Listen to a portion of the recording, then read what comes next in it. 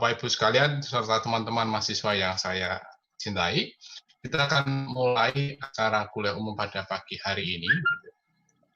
Untuk perkuliahan ini akan kita mulai dulu dalam doa. Mari kita bersama-sama berdoa. Saya akan membawakan dalam iman Kristiani.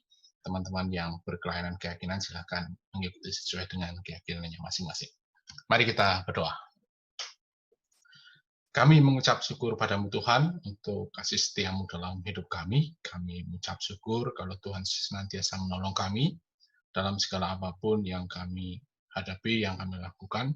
Tapi pada saat ini Tuhan, di mana kami semua, seluruh elemen bangsa ini Tuhan, seluruh penduduk yang ada di Indonesia ini mengalami kesulitan yang sama dalam menghadapi pandemi COVID-19.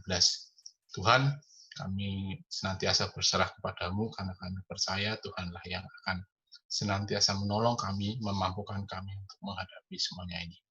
Tuhan, pada pagi hari ini kami akan belajar bersama-sama Tuhan terkait dengan dampak pandemi terhadap perpajakan. Kiranya Tuhan menolong kami di dalam kami belajar bersama-sama. Berkati Pak Justinus yang akan menyampaikan materi perkuliahan. Kiranya Tuhan menolong sehingga apa yang disampaikan bisa memberikan informasi, tambahan pengetahuan bagi kami semua, terlebih dalam kami memahami pandemi global ini dan segala akibatnya terhadap segala aspek, terlebih untuk masalah perpajakan ini. Kami percaya Tuhan akan menolong kami di dalam upaya kami untuk belajar, untuk menambah pengetahuan. Sekali lagi Tuhan, kami menyerahkan perkuliahan umum ini dalam kuat kuasa tangan-Mu, dari awal, pertengahan, hingga akhirnya. Dalam nama Kristus kami berdoa. Amin. Terima kasih teman-teman semua. Sebelum kita memulai perkuliahan, ini ada sepatah dua patah kata dari pimpinan Kordev untuk Pak Umbu. Saya persilahkan. Ya, baik. Terima kasih Mas Priyo. Selamat pagi dan salam sejahtera untuk kita semua. Assalamualaikum warahmatullahi wabarakatuh. Selamat menunaikan ibadah puasa buat rekan-rekan, saudara-saudara kita, umat Muslim. Selamat pagi Mas Justinus Prastowo. Selamat pagi. Pak Moderator, Mas Priyo, dan rekan-rekan sekalian. Saya hanya ingin menyampaikan 2-3 hal saja sebagai pengantar. Yang pertama, penyelenggara kegiatan kita pada pagi hari ini dalam bentuk kuliah umum adalah Pusat Studi Pembaharuan Regulasi untuk Pembangunan. Biasanya kami singkat dengan CORDEP, Center for Regulation Reform for Development. Lembaga ini adalah salah satu pusat studi yang dibentuk secara bersama oleh Fakultas Ekonomika dan Bisnis serta Fakultas Hukum Universitas Kristen Satyawacana sekitar tahun 2011-2012. Nah, pagi ini sengaja kami mendesain satu kuliah umum dengan judul Dampak Pandemi COVID-19 terhadap aspek perpajakan.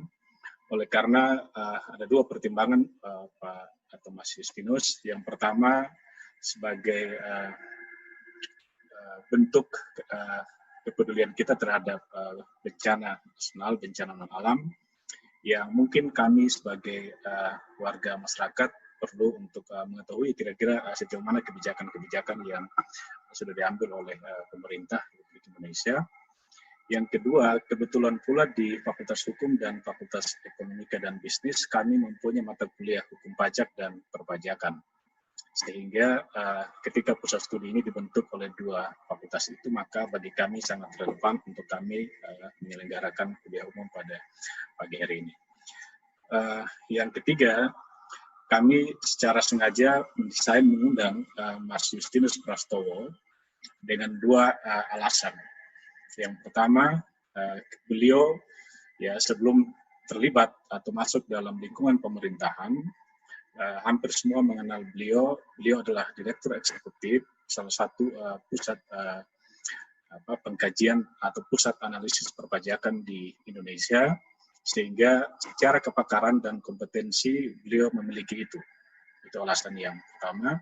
Alasan yang kedua, baru saja beliau dalam beberapa waktu terakhir, kalau tidak salah dalam Kabinet Indonesia Maju, beliau dipercayakan oleh Menteri Keuangan Republik Indonesia sebagai staf khusus Menteri Keuangan yang berkaitan dengan, kalau tidak salah, strategi komunikasi. Nah, sehingga sangat relevan pula jika pada kuliah hari ini beliau punya banyak informasi soal kebijakan-kebijakan negara, terutama di aspek perpajakan. Saya kira itu yang perlu saya sampaikan. Terima kasih Mas Justinus Prastowo sudah menanggapi undangan kami, walaupun waktunya sangat mendadak di tengah-tengah kesibukan mau bersedia menyampaikan kuliah umum, dan terima kasih buat seluruh peserta. Mas Justinus, kami memang membatasi 100 orang di Zoom ini, tetapi kami mengusahakan untuk live melalui media sosial Facebook. Moga-moga tidak ada halangan untuk itu. Saya kira itu yang bisa saya sampaikan. Sekali lagi selamat berkuliah umum. Semoga kegiatan ini bermanfaat buat kita semua. Saya kembalikan ke Mas Priyo. Ya, terima kasih teman Pak Umbu yang sudah menyampaikan prakata pembukaan. Jadi teman-teman semua, seperti yang sudah disampaikan pada pagi hari ini, kita akan mengikuti kuliah umum dengan tema dampak COVID-19 terhadap aspek perpajakan. Nah, kuliah umum ini nanti akan disampaikan oleh, saya panggil Mas saja ya Pak, Mas Justinus Prastowo begitu ya. Jadi ini masih muda ya, jadi kalau saya panggil Bapak ini nggak enak, ini saya panggil Mas saja, paling ya terpaut beberapa umur, beberapa tahun saja dari saya begitu Pak ya. Nggak apa-apa Mas Yus ya, saya panggil Mas Justinus saja. Oke. Gitu. Ya. Ya. Jadi perkuliahan ini akan disampaikan oleh Mas Justinus Prastowo. Jadi sudah disampaikan oleh Pak Umbu tadi, Mas Justinus Prastowo ini adalah staf ahli Menteri Keuangan dalam bidang komunikasi strategis, kalau tidak salah begitu ya. Jadi kalau saya membaca kurikulum vitae-nya, itu Mas Justinus Prastowo ini baru saja diangkat pada bulan April kalau tidak salah menjadi staf ahli ya, Menteri Keuangan dalam hal komunikasi strategis. Nah, terkait dengan bidang perpajakan, saya kira ini sudah menjadi kompetensi beliau karena beliau adalah pendiri dan direktur eksekutif, sekarang nonaktif di SITA begitu. Jadi saya kira berkaitan dengan perpajakan memang dunia yang digeluti beliau dari awal lulus STAN kalau tidak salah begitu ya, Sekolah Tinggi Akuntansi Negara, kemudian beliau juga menyelesaikan pendidikan di Sekolah Tinggi Filsafat Daya Karya. Saya kadang-kadang berpikir ini apa hubungannya antara pajak dengan filsafat, tapi nanti mungkin Pak Mas Yus bisa menceritakan sejarahnya kenapa tiba-tiba kok bisa pengen belajar filsafat padahal latar belakangnya pajak gitu Mas Yus ya. Kemudian di pasca sarjana ilmu perpajakan juga begitu. Teman-teman semua, saya kira teman-teman sudah memahami begitu. Pandemi COVID-19 ini berdampak pada semua aspek. Pada semua aspek ya, dunia usaha juga terkena dampaknya begitu. Berbeda dengan tahun 98 di mana tahun 98 mungkin kita bisa mengatakan ekonomi Indonesia bisa relatif eksis karena UKM bisa kita andalkan. Tapi sekarang mungkin situasinya berbeda karena hampir semua UKM terdampak.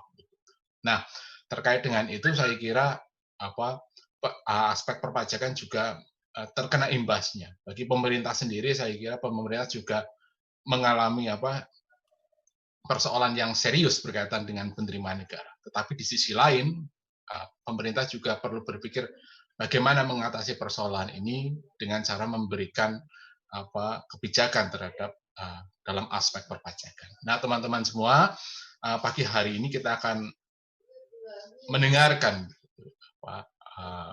perkuliahan dari Mas Justinus. Jadi Mas Justinus akan menyampaikan apa yang dilakukan oleh pemerintah berkaitan dengan dampak pandemi ini, khususnya pada aspek perpajakan. Aspek perpajakan dari sisi pemerintahnya juga mungkin kemudian kebijakan apa yang diberikan pemerintah kepada wajib pajak, pelaku bisnis maupun dunia usaha. Nah, Mas Justinus, nanti waktu perkuliahan kita begitu, ini kita karena hanya dibatasi sampai jam 11, mungkin untuk penyampaian materi bisa 40 sampai dengan 50 menit, Mas Justinus. Kemudian setelah itu kita akan tanya jawab. Nah, teman-teman semua yang mengikuti perkuliahan ini pada saat mendengarkan, teman-teman bisa mulai untuk bertanya dengan cara mengetik pertanyaan pada kolom chat ya. Jadi silahkan pertanyaan diketik, nanti kami dari panitia akan menghimpun pertanyaan-pertanyaan itu dan nanti akan ditampilkan setelah sesi pemaparan materi oleh Mas Justinus. Begitu ya. Jadi kita akan mulai saja. Waktu saya serahkan sepenuhnya kepada Mas Justinus. Monggo Mas Justinus.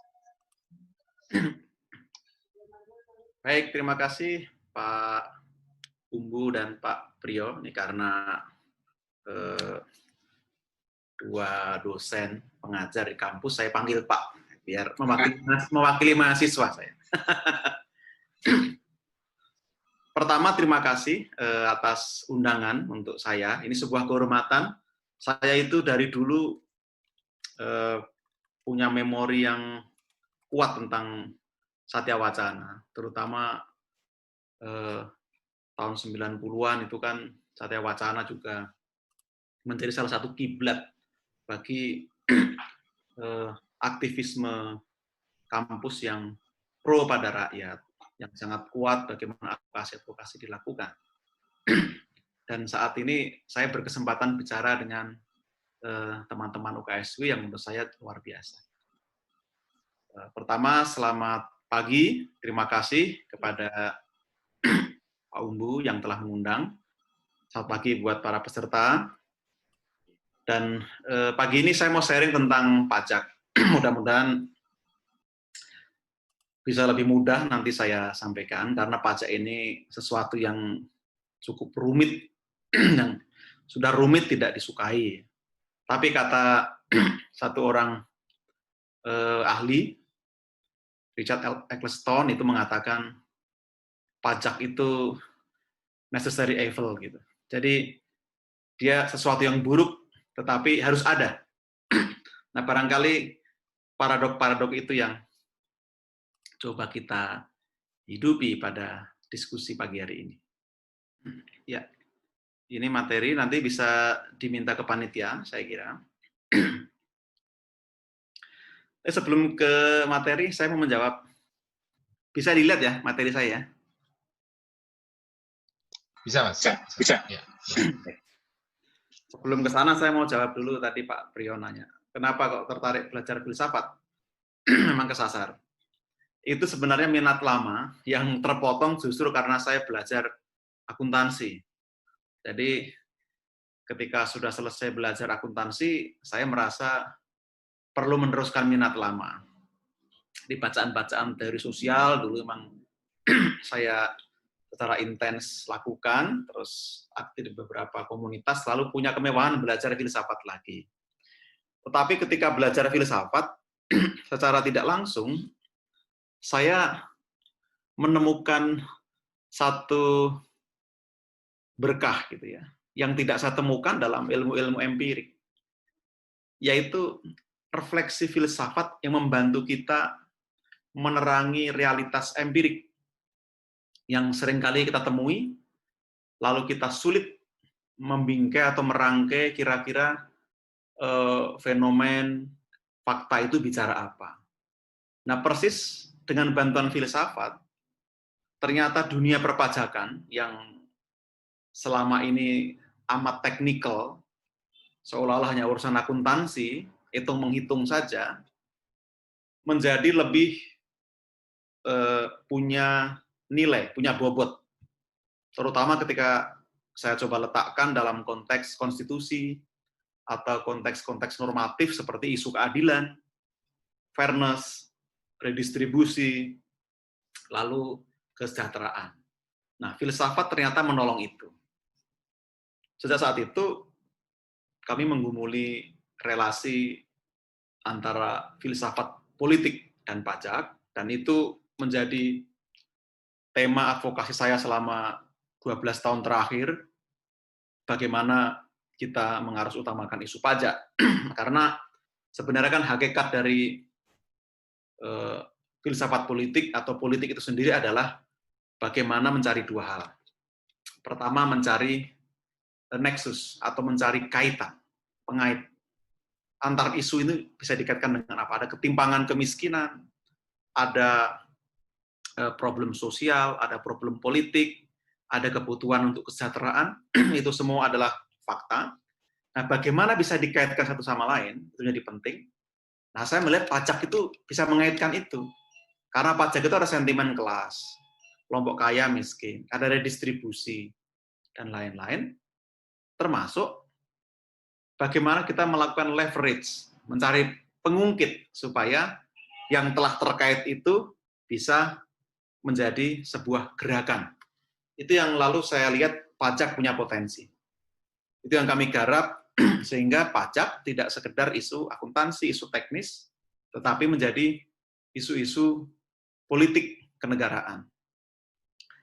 Nah, nanti saya bisa cerita lebih detail soal ini, tapi untuk kepentingan kita, saya mau masuk ke dalam materi dulu, supaya Anda punya gambaran kira-kira sejauh mana pandemi dan pajak ini berelasi.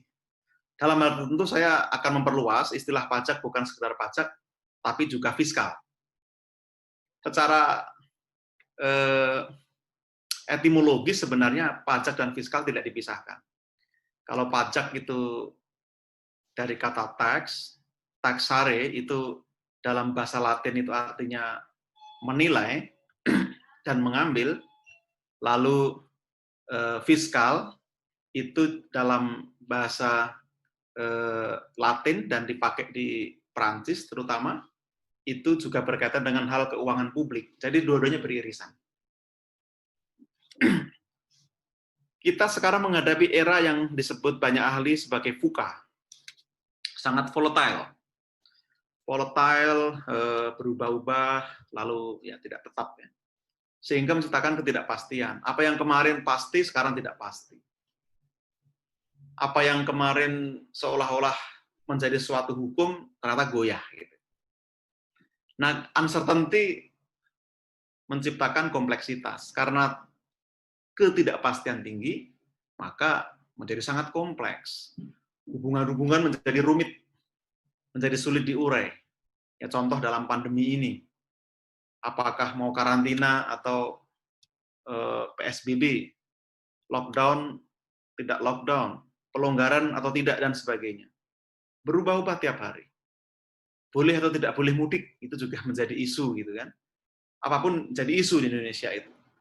Kalau menjadikan tidak pasti, dan ambigu, mendua, bingung. Kita ini mau kemana? Pelonggaran, pembatasan, malah kemarin ada istilah baru, bukan pelonggaran, tapi pengurangan misalnya. Itu kan istilah-istilah yang menjadikan semakin kompleks. Nah, dalam hal ini, saya mengambil dua ahli untuk background. Bahwa sebelum pandemi pun sudah ada ramalan, teori-teori ekonomi mainstream, textbook, yang kita pelajari di kampus, barangkali juga perlu ditinjau ulang. Tidak semuanya bisa kita kunyah dan ditelan begitu saja sebagai sebuah teori, atau secara dogmatis itu menjadi kebenaran yang tidak bisa dibantah. Pertama, Larry Summers itu pernah mengatakan, dia Menteri Keuangan zaman Bill Clinton. Sekarang terjadi secular stagnation. Ada stagnasi sekuler. Kenapa? Karena nggak ada dalam penjelasan kitab-kitab itu. Dulu kita diajari dalam teori makroekonomi, ketika suku bunga rendah, orang akan pinjam uang untuk investasi, investasi meningkat, lalu pajak meningkat. Itu bertahun-tahun kita pelajari, textbook bicara seperti itu. Tapi Summers bilang, tidak terjadi lagi sekarang. Karena sekarang ini suku bunga rendah, dan investasi pun juga rendah. Ada pergeseran di sana. Yang kedua, apa yang disebut Jerome Powell, Gubernur The Fed, sebagai decoupling atau perceraian antara pengangguran yang rendah dan inflasi yang tinggi.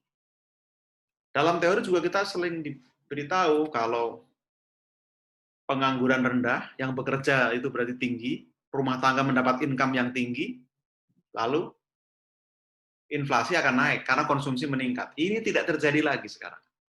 Kita perhatikan itu data di Amerika, Indonesia sama saja. Ketika pengangguran rendah, inflasi pun juga rendah. Ada perubahan-perubahan yang belum bisa di-capture oleh teori ekonomi. Nah, ini tugas kita sebenarnya merefleksikan ini. Itu background-nya. Setelah pandemi juga terjadi dinamika yang luar biasa dalam perekonomian global. Kita lihat di sini, nggak ada lembaga atau ahli yang memproyeksikan pertumbuhan dengan benar. Semua keliru. Dan kita lihat pertumbuhan semua turun. Amerika bahkan yang diramal masih bisa 0,3% menjadi minus 4,8%. Inggris bahkan sudah belasan persen. Ini cukup menantang bagi kita. Dan Indonesia pun juga turun, meskipun masih relatif bagus. Dari target 4,5, kita masih bisa achieve 2,9%. Purchase Manager Index, ini indeks manufaktur, pembelian barang terkait dengan produksi, mengalami penurunan semua. Kalau kita lihat, semua turun di bawah threshold 50. Indonesia pun juga cukup dalam, termasuk terdalam di ASEAN.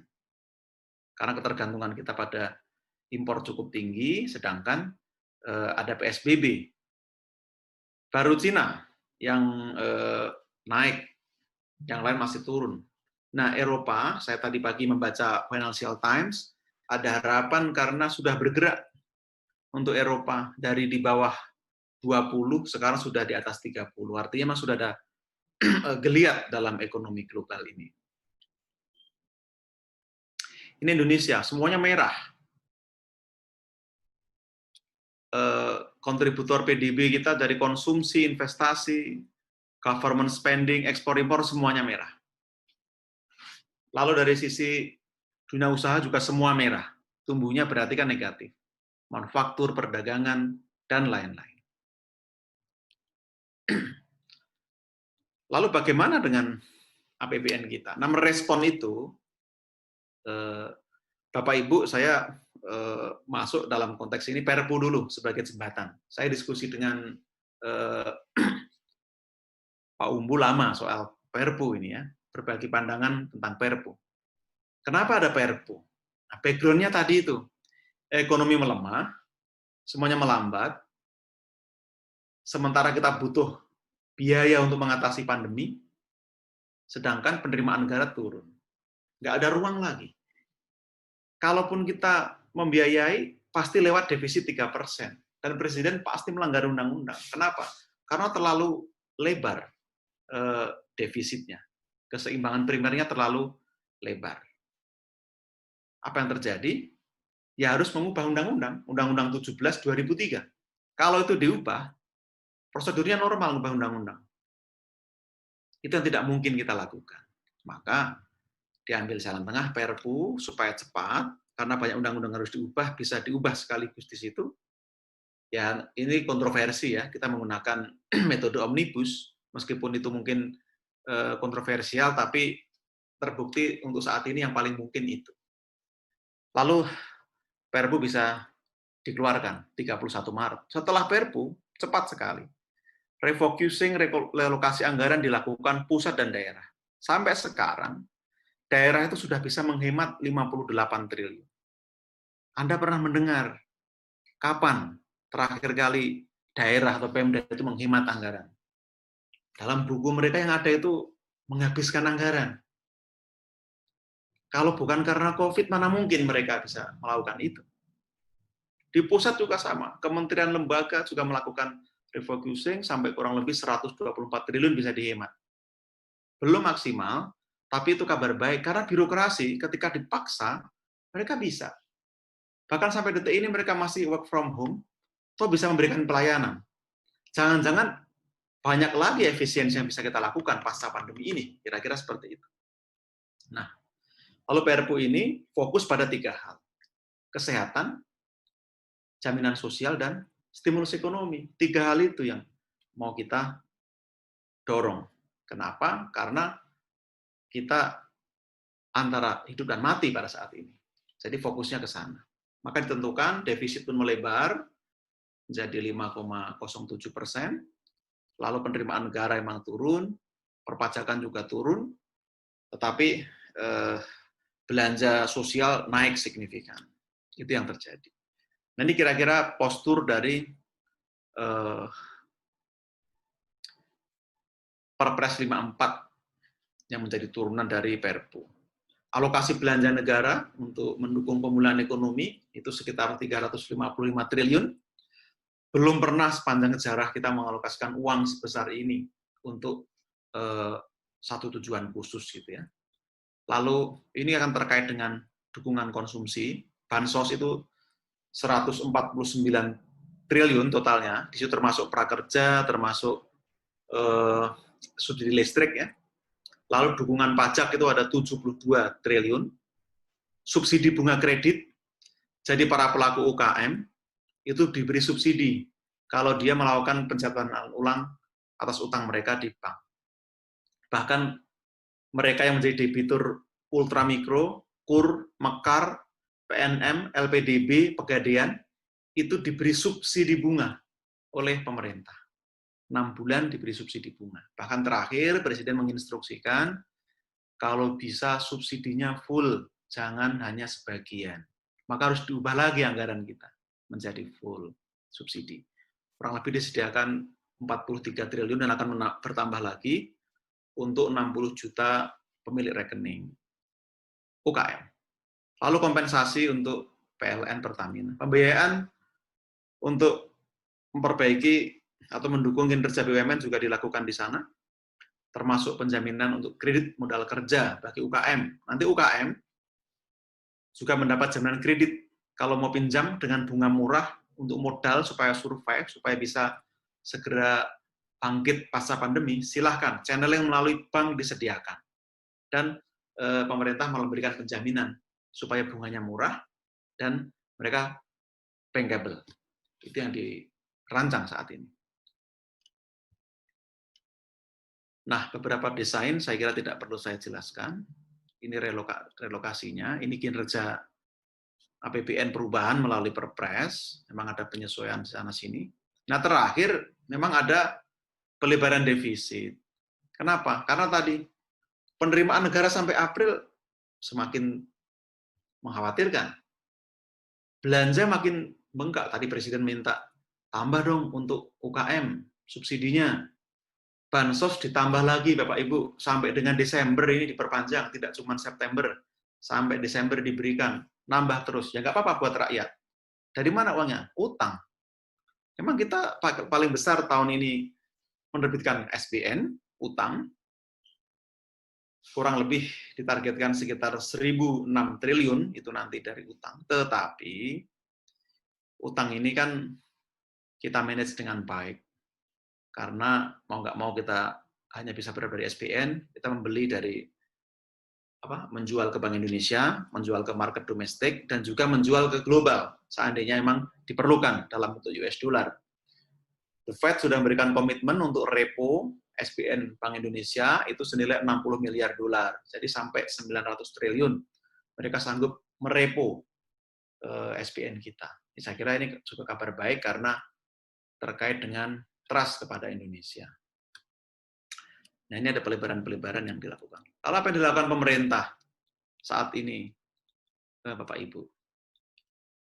Kalau kita lihat, kinerja pajak sebenarnya lumayan, sampai April ya. Tapi kan ini belum full PSBB. Ke depan mungkin akan semakin berat. Nah, inilah kenapa kita melakukan moderasi pemungutan pajak dan fokus menggunakan pajak sebagai instrumen fiskal. Apa yang dilakukan? Ini per jenis pajak juga turun. Nah, pemerintah memberikan beberapa stimulus yang akan saya share pada Anda pagi hari ini. Kalau kita lihat di sini memang sudah terjadi paradigm shift gitu ya. Dari dulu kalau bicara pajak itu yang ada dalam benak Anda apa? Ngejar-ngejar wajib pajak, terus bebannya berat, diperiksa, orang takut, dikorup gitu ya. Tapi 5 tahun terakhir narasi pajak itu sudah narasi stimulus sebenarnya, Pak Ibu. Kita sudah bicara tax holiday, tax allowance, bicara tax amnesty dan lain-lain, yang semua itu adalah insentif sebenarnya. Jadi ini perubahan paradigma, ada pergeseran. Nah, pergeseran lain juga terjadi, sedikit saya sampaikan secara fiskal. Misalnya, kalau abad 20 itu pajak itu sebagai sword, pedang. Bagi banyak orang yang mengalami abad 20, terutama di awal-awal abad 20, tarif pajak itu sampai 80% untuk membiayai perang, membiayai krisis waktu itu. Nah, sekarang itu race to the bottom. Tarif pajak yang dulu 80, sekarang tinggal 20%, 17%, dan sebagainya. Maka, secara teori, menurut Steve Bank itu dibilang, kalau abad lalu itu pajak sebagai sword, sekarang itu pajak sebagai shield, sebagai perisai yang membentengi masa depan, generasi baru. Lalu pajak juga semakin fokus untuk redistribusi, bagaimana menggunakan uang itu untuk belanja sosial dan sebagainya, seperti kita BPJS, lalu untuk bansos dan sebagainya. Itu tidak lain untuk memastikan redistribusi berjalan. OECD sendiri mengatakan ada beberapa rekomendasi kebijakan pajak di era pandemi, di masa pandemi ini. Apa yang menjadi rekomendasi OECD? Pertama, OECD mendorong adanya dorongan untuk fokus pada sektor yang related secara langsung kepada COVID. Sektor kesehatan dan lain-lain. Dengan cara apa? Dibantu likuiditasnya. Setelah dibantu likuiditasnya, dipermudah administrasinya. Setelah itu, dibantu supaya recovery-nya cepat. Modal masuk, ada uang beredar, mereka bisa bisnis. Lalu menghasilkan penerimaan pajak lagi. Kira-kira itu yang diusulkan oleh OECD. Maka Indonesia melalui Perpu dan kebijakan turunannya, secara cepat juga melakukan penyesuaian kebijakan. Di Perpu, tarif pajak diturunkan dari 25 ke 22%. Pak, apakah ini tidak membuat penerimaan makin shortfall? Iya, tapi itulah pengorbanan demi menjaga supaya ekonomi terjalan, perusahaan terbantu, tidak diambil oleh negara uangnya, tapi bisa digunakan sendiri. Tapi kan untuk perusahaan besar saja. UKM bagaimana? UKM di PMK 44, di sampingnya itu, ditanggung pemerintah juga pajaknya. Dalam bahasa sederhananya, nggak bayar pajak sampai Desember. Jadi semua level mendapatkan insentif ini. Lalu melalui PMK 44, juga diatur karyawan yang bekerja di 1062 klasifikasi lapangan usaha, itu mendapat fasilitas pajaknya ditanggung pemerintah, sepanjang gajinya tidak melebihi 16 juta sebulan. Nah, lumayan, take home pay kita bertambah. Jadi itu dukungan pemerintah. Lalu yang impor barang modal, bahan baku, dibebaskan dari pemungutan pasal 22 impor dan selama itu 7,5%. Terus perusahaan cicilan dikurangi 30%, biar rileks, tidak berat. Lalu percepatan restitusi PPN, pengembalian dipercepat sampai dengan 5 miliar, 1 bulan selesai. Untuk mendukung COVID, kebijakan pajak juga didorong, sehingga barang dan jasa yang terkait dengan penanganan COVID tidak dikenai pajak. Baik pajak pertambahan nilai, PPN kalau diimpor, biaya masuk kalau impor, lalu pasal 21, 22, 23 kalau terkait dengan penyerahan jasa. Itu konkret, obat-obatan, vaksin, alat lab, rapid test, dan lain-lain itu dibebaskan. Nah, dorongan berikutnya memang ada beberapa hal yang sekarang sedang dikerjakan meskipun tidak terkait dengan pajak secara langsung. Tapi sisi lain, saya juga ada aspirasi ya, Bapak Ibu ya, perusahaan etanol, penghasil etanol yang dipakai hand sanitizer itu. Ternyata sekarang berlebihan. Maka kalau Anda ingat harga sanitizer yang tidak masuk akal itu ya, segini bisa 100.000 waktu itu. 1 liter bisa 300.000. Sekarang itu berlebihan Indonesia itu. Kelebihan produksi nggak bisa diekspor karena ada larangan dari Menteri Perdagangan. Nah, sekarang sedang kita relaksasi supaya bisa diekspor memenuhi kebutuhan global, termasuk APD dan sebagainya. Kita ingat di awal-awal, APD langka, masker mahal, dan lain-lain mahal semua. Baru tahu kita ini nggak punya industri. Kita punya APD itu yang punya orang Taiwan, orang Korea, orang Jepang. Investasi ke Indonesia, bawa mesin, bawa duit, beli pabrik, lalu barang modal bahan baku dibawa dari sana, dijahit di Indonesia, yang jahit mungkin di Boyolali, ada di Brebes, lalu mereka ekspor lagi ke negaranya. Kemarin puji Tuhan kita mendapatkan bagian 50% dibagi 2 dengan Jepang, dengan Korea, dan lain-lain. Jadi itu bukan milik kita. Kita nggak bisa klaim. Kalau kita klaim bisa kena penalti kita secara global karena menyalahi kesepakatan global. Mengingat kita hanya maklum. Ini PR kita. Kita udah bicara revolusi industri 4.0, tapi bikin masker aja belum bisa. APD belum bisa. Ventilator belum bisa. Nah, sekarang ini yang didorong. Berkah pandemi adalah kita sadar untuk melakukan reindustrialisasi. Maka kebijakan pajak pun diarahkan ke sana. Kemarin ada alokasi 75 triliun untuk kesehatan, supaya tertangani dengan baik. Nah, ini update. Banyak yang sudah mengajukan, sudah ada 200-an ribu wajib pajak, menurut kami ini luar biasa, karena berarti semua membutuhkan. Di balik relaksasi, kita pun juga mencari sumber penerimaan baru. Apa yang dilakukan? Nah, di sini pemerintah ingin mengenakan pajak atas perdagangan melalui sistem elektronik, MSE. Apa yang dilakukan? Pertama, bagi para penyedia jasa atau OTT, over the top services, seperti Netflix dan lain-lain, itu akan dikenai pajak meskipun tidak terdaftar di Indonesia. PPN dikenakan supaya mereka equal, sama dengan kita. Nah, ketika saya tanya ke anak-anak muda, oh Netflix mau dipajaki itu 10%. Kata mereka, Pak, nggak masalah dipajaki, Pak. Yang penting jangan disensor Netflix. Itu kan contoh respon anak muda yang sebenarnya nggak ada masalah dengan pajak. Yang penting ada kebebasan gitu ya. Nah, nanti mereka dikenai pajak, sudah ada peraturan menterinya, PMK 48, sedang diproses, per Juli mereka sudah harus menjalankan kewajiban itu. Nah, termasuk Zoom yang kita pakai, nanti lebih mahal. Mau sebelum kena pajak bulan Juli, kita maksimalkan penggunaan Zoom.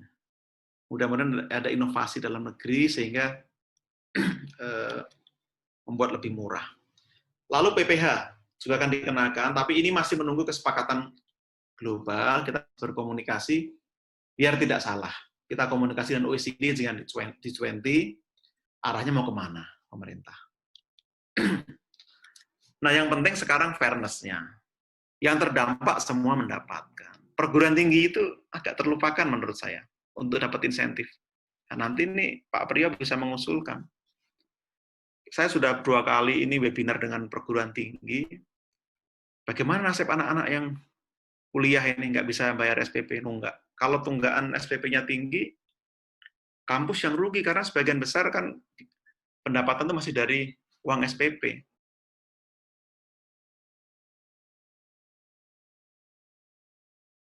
Lalu berikutnya kepastian, ya pasti jangan sampai tidak jelas di lapangan dan kemudahan itu menjadi penting. Nah, yang terakhir, saya membayangkan ke depan akan seperti apa kebijakan pajak. Nah, sudah dibuat, rasanya kok akan makin relevan, dan ada yang tidak relevan. Sebagai contoh yang relevan, insentif yang berfokus pada SDM dan inovasi, serta manufaktur, 3 hal ini areanya menurut saya. Jadi ada 6 sektor prioritas yang penting, agrobisnis, manufaktur, pariwisata, lalu sumber daya manusia, pekerja ya, kita bisa mengekspor ekspor ekonomi digital dan kesehatan. Itu menjadi penting. Ini sasaran dari insentif untuk vokasi. Lalu kita sudah menyediakan super tax deduction bagi perusahaan yang melakukan kegiatan vokasi, itu mendapat insentif pengurang pajak sampai dengan 200%.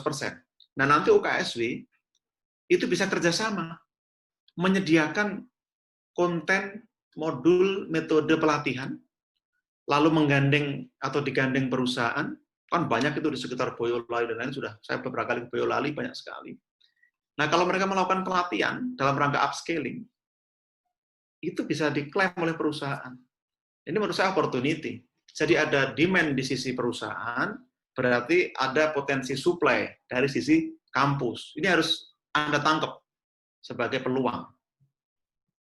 Lalu yang berikutnya soal inovasi. Kalau dulu kan perusahaan nggak ada insentif untuk upscaling karyawan. Sekarang ada insentif. Dan ini luar biasa, 200%. Jadi kalau Anda mengeluarkan 10 miliar, Anda boleh klaim 20 miliar. Ini yang vokasi sudah berjalan. Nah, yang berikutnya memang terkait dengan investasi. Sudah ada tax holiday, tax allowance, dan lain-lain. Ini mau diarahkan lebih fokus ke industri, manufaktur. Presiden luar biasa, 3 hari lalu Pak Jokowi memberikan instruksi, tolong berikan insentif, satu, untuk industri padat karya yang labor intensif, supaya mereka mendapatkan dukungan dari kita. Kita kasih modal kerja darurat. Itu menurut saya luar biasa. Beliau memikirkan itu. Yang kedua, Pemda yang hijau menurut BNPB beri insentif dan bikin indikator yang bagus biar apa? Biar Pemda yang merah berlomba-lomba menjadi hijau sehingga mereka dapat insentif. Itu menurut saya dua pemikiran yang luar biasa dan sekarang sedang diformulasikan. Ini insentif untuk manufaktur dan ada juga yang inovasi. Inovasi juga sama, saya kira ini opportunity untuk perguruan tinggi, untuk kampus bekerjasama dengan lembaga riset dan perusahaan akan mendapat pengurang 300%. Nah, kebijakan pasca pandemi, kira-kira kalau saya bayangkan, akan semakin fokus pada dua hal, secara berimbang. Penerimaan iya, kita butuh bayar utang loh nanti setelah ini.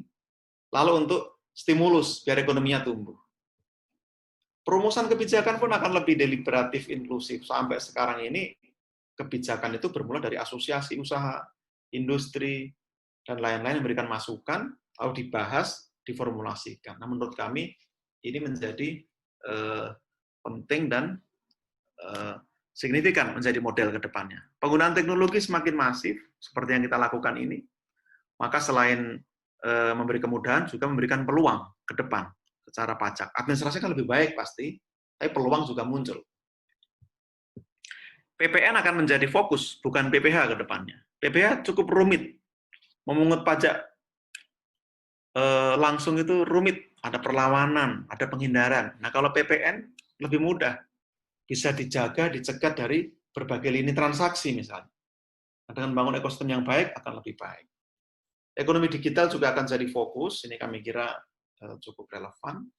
Lalu pengenaan cukai untuk barang-barang yang punya eksternalitas negatif, itu juga semakin naik, ditingkatkan. Selama ini kan cuma rokok, alkohol, etil alkohol. Nanti akan diperluas sampai ke minuman berpemanis, junk food, dan sebagainya. Itu menuju ke sana. Lalu persaingan untuk investasi pasti ada perbaikan skema-skema stimulus, insentif yang lebih baik. Reformasi sedang dijalankan, ada beberapa pilar yang sedang dilakukan. Saya memang ada pandemi lalu agak terhambat, tetapi tidak menutup kemungkinan akan lebih cepat justru karena pandemi ini membuat semuanya berubah gitu ya. Nah, ini yang mau dibangun. Ekosistem baru perpajakan. Tidak hanya bangun administrasi, tidak hanya bangun sistem akuntansi, atau tidak hanya membangun kesadaran, tapi membangun ekosistem. Masing-masingnya adalah subsistem di dalam lingkungan itu. Ada 3 pilar, tax policy yang clear dan fair, lalu tax law yang certain dan konsisten, dan tax administration yang simple and transparent. Interaksi taxpayer dan authority juga tidak timpang seperti dulu. Seolah-olah ini hanya wajib mulu, nggak punya hak. Lalu yang di sini seolah-olah hanya punya hak, tidak punya kewajiban. Maka komplain yang tinggi hanya bisa dibarengi oleh akuntabilitas. Kalau tidak akan naik. Itu mutual trust yang akan dibangun. Maka fungsi intermediaries itu menjadi penting. Buktinya apa? Ada di sana konsultan, akuntan, lawyer akan semakin signifikan perannya. Lalu non-government actor juga akan makin signifikan. Perguruan tinggi, akademisi, LSM, komunitas, dan lain-lain juga akan punya peran yang signifikan. Nah, dari semua itu, saya menyimpulkan, Bapak Ibu, pandemi ini merupakan kejadian yang bisa menjadi katalisator. Ini extraordinary, tapi juga bisa menghasilkan extraordinary gain yang besar bagi kita. Karena semua dipercepat. Ya, birokrasi, lalu komunitas juga ada solidaritas, dan sebagainya. Nah, kita harus membuat kebijakan-kebijakan yang memang responsif. Itu sudah coba dilakukan. Termasuk kebijakan fiskal, itu responsif, dan kami kira apa yang menjadi background adalah bagaimana paradigma ini yang penting. Neraca yang berimbang antara pajak sebagai instrumen revenue dan instrumen kebijakan, itu akan makin berimbang. Jadi tarikannya nanti relaksasi, tetapi juga collection.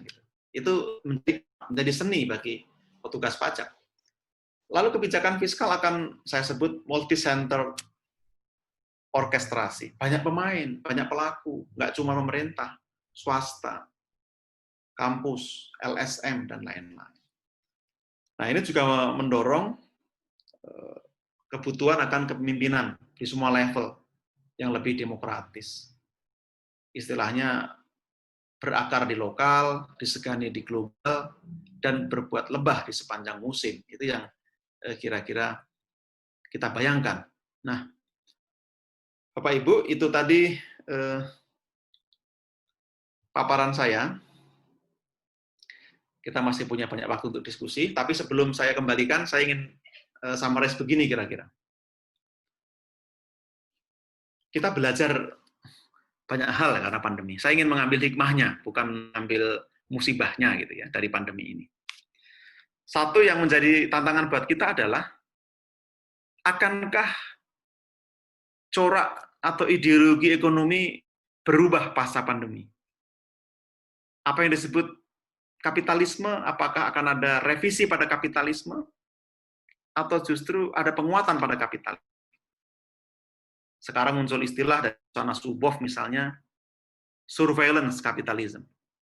Jangan-jangan dengan teknologi kapitalisme makin kokoh. Tetapi, jangan-jangan karena solidaritas sosial itu makin kuat, ada alternatif untuk market mechanism gitu. Dan ini kan tantangan buat kita. Lalu yang kedua, birokrasi akan semakin efisien, efektif seharusnya. Tergantung bagaimana setelah ini, apa kita membuat penyesuaian-penyesuaian baru. Jangan sampai paradigmanya tidak ikut berubah. Oh, WFH itu hanya waktu pandemi, setelah itu tidak perlu, semua harus masuk kantor misalnya. Nah, jangan-jangan perlu perubahan paradigma, dorongan-dorongan untuk itu. Lalu yang ketiga, pajak itu sudah menjadi fenomena global. Sedangkan secara politis, kita sekarang itu ada pada arus populisme, di mana kedaulatan negara ingin diperkuat. Penolakan pada globalisme itu beralasan, tetapi kalau semua sekarang populis, lalu memprioritaskan diri sendiri, yang terjadi itu bisa chaos.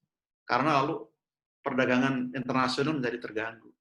Yang kita dulu tidak perlu menanam gandum, sekarang harus menanam gandum misalnya. Yang orang bisa beli beras kita, sekarang nggak bisa beli beras kita misalnya. Nah, itu juga harus dipikirkan implikasinya. Yang terakhir, saya mau mengutip satu sejarawan ekonomi yang bernama Jules Mokir. Jules Mokir meneliti Eropa waktu revolusi industri. Ada dua pembuat perubahan. Kalau nggak wabah, itu krisis. Nah, sekarang kita wabah yang buat perubahan. Waktu itu krisis. Wabah bisa mendatangkan krisis. Apa yang terjadi? Mokir meneliti, Eropa punya potensi transformasi dari feodalisme ke masyarakat demokratis sepanjang para pelakunya sadarkan itu. Nah, waktu itu tiga pilar pelaku, state, lalu kapitalis atau private sector ya, dan civil society, itu kan bertarung masing-masing. Pemenangnya industri waktu itu. Karena mereka bisa lebih cepat beradaptasi, apa yang disebut oleh Joseph Schumpeter sebagai creative destruction itu. Kehebatan kapitalisme kan mendestruksi dirinya sendiri untuk menciptakan inovasi. Nah, sekarang tantangannya, kita punya modal sosial yang kuat berupa solidaritas. Negara juga semakin aktif sekarang menjadi aktor untuk distribusi. Pasar sekarang agak terinterupsi. Mampukah kita melakukan konsolidasi sehingga sosial kapital tadi bisa kita transformasikan sebagai revisi atas ideologi ekonomi? Menurut saya, dunia akademik patut ditantang untuk berpikir sampai ke sana. Dan saya lagi-lagi menawarkan, pajak bisa kita gunakan sebagai alat advokasi. Karena dia mengejar kelompok kaya secara fair untuk diredistribusi, dan pajak juga memampukan kelompok yang miskin, yang menjadi korban itu bisa bangkit, bisa lebih baik karena basic needs-nya dipenuhi oleh negara. Mudah-mudahan sharing saya bermanfaat. Mari kita teruskan diskursus ini, sehingga apa yang kita hadapi bisa kita lewati, tentu dengan cara berpikir yang antisipatif dan membuka kemungkinan pada apapun itu bisa terjadi. Menurut saya, itu yang dapat saya sampaikan. Ada lebih kurangnya terima kasih, nanti bisa kita diskusikan. Saya kembalikan ke Pak Priyo. Terima kasih Mas Justinus yang sudah menyampaikan materinya. Jadi teman-teman semua, saya kira apa yang disampaikan oleh Pak Justinus itu menarik sekali ya. Jadi kalau kita melihat dalam konteks kekinian, artinya dampak dari pandemi itu sendiri, kita melihat dari sisi pemerintah mengalami penurunan penerimaan yang sangat drastis begitu ya. Jadi Pak Justinus tadi sudah menyampaikan di kuartal pertama saja itu penurunan penerimaan pajak sudah kelihatan sekali begitu ya, sangat turun dibandingkan kuartal yang sama pada tahun sebelumnya. Artinya ini dampak yang berekses pada penerimaan negara. Tapi di sisi lain saya kira juga memahami sepenuhnya rasanya apa yang terjadi ini karena imbas dari mandeknya berbagai macam aspek, khususnya dunia bisnis, apalagi yang terkait dengan UMKM. Jadi kalau tadi di awal Pak Justinus sudah menyampaikan dari sisi ya akuntansi sebetulnya ya, kalau misalnya penerimaannya memang turun, pada akhirnya memang yang perlu dilakukan adalah upaya bagaimana melakukan efisiensi. Jadi tadi sudah disampaikan dari pemerintah daerah, begitu banyak sekali pemerintah daerah yang sudah melakukan efisiensi, dan jumlahnya kalau tidak salah sampai sekitar 58 triliun untuk pemerintah daerah itu sendiri. Begitu. Sementara di pemerintah pusat juga 100 sekian triliun. Artinya kita berpikir dari situ, artinya dari sisi penerimaan berkurang, tetapi dari sisi pengelolaan anggaran untuk belanja juga sedapat mungkin dikurangi sehingga bisa menutup kekurangan itu sendiri. Gitu. Nah, kemudian dari segi policy, saya kira juga pemerintah banyak sekali memberikan policy begitu yang menyangkut wajib pajak, dunia bisnis dan seterusnya. Begitu. Jadi tadi disampaikan juga bagaimana berkaitan dengan untuk pajak yang ditanggung negara, begitu ya. Jadi pajak yang ditanggung negara. Kalau tidak salah yang pertama ada kebijakan berkaitan dengan pajak yang ditanggung negara untuk mereka yang berpenghasilan tidak lebih dari 200 juta per bulan, begitu ya. 200 juta per tahun. Kemudian tadi untuk dunia industri, pajak ditanggung negara untuk mereka yang penghasilannya tidak lebih dari 16 juta. Artinya ini sebuah stimulus yang diberikan oleh pemerintah begitu. Jadi kita melihat di sini apa yang disampaikan oleh Pak Justinus menarik sekali teman-teman. Artinya pemerintah melihat itu, tapi di sisi lain pemerintah juga melakukan upaya-upaya konkret berkaitan dengan bagaimana mengatasi pandemi ini. Nah, yang perlu dipikirkan tadi, seperti yang dikatakan oleh Pak Justinus adalah dampak dari pandemi itu sendiri. Karena ini efeknya tidak jangka pendek ya Pak ya, tapi efeknya akan cukup panjang sehingga kita perlu berpikir bagaimana caranya supaya ekonomi itu bisa tumbuh. Nah, teman-teman semua, saya kira kita perlu berdiskusi lebih banyak. Jadi artinya kita punya banyak waktu. Kita punya waktu 30 menit untuk mendiskusikan apa yang tadi disampaikan oleh Pak Justinus. Mungkin masih ada juga pertanyaan di dalam benak teman-teman semua. Nah, saya berikan waktu untuk 3-5 penanya. Begitu, silakan saja teman-teman langsung mengajukan pertanyaan ini. Nanti mikrofonnya bisa di on-kan begitu. Silakan. Ya, Pak Pri, saya bisa bertanya, Pak Pri. Oke, silakan Pak Yefta. Silakan. Ya. Oke, terima kasih Pak Justinus untuk share-nya. Saya ada hal yang tertarik dari presentasi Bapak. Ya, karena ini sebutkan identitas dulu. Oh iya. Identitas ya. Nama saya Yefta, Pak. Yefta Andi Kusnugroho. Kebetulan saat ini saya saya bekerja sebagai dosen di Fakultas Ekonomika dan Bisnis UKSW. Di samping itu saat ini saya membantu satu usaha dari Ikatan Alumni Satya Wacana. Sebenarnya yang dari apa yang Pak Justinus sampaikan itu sangat menarik karena kami bisa melihat bahwa sebenarnya pemerintah itu punya perhatian yang besar terhadap pelaku bisnis ya yang melalui stimulus, keuangan, dan sebagainya yang diberikan. Hanya saja setelah pandemi ini berlangsung kurang lebih 2-3 bulan ini, stimulus-stimulus yang diceritakan oleh Bapak itu nampaknya belum dapat dirasakan oleh semua pelaku UKM, Pak. Saya ambil contoh begini, Pak. Ini kejadian nyata kurang lebih 1 atau 2 minggu yang lalu, Pak. Kami membantu sebuah UKM untuk mengajukan keringanan di dalam hal kreditnya. Karena kebetulan sebuah UKM ini dia punya pinjaman ke salah satu lembaga keuangan ya.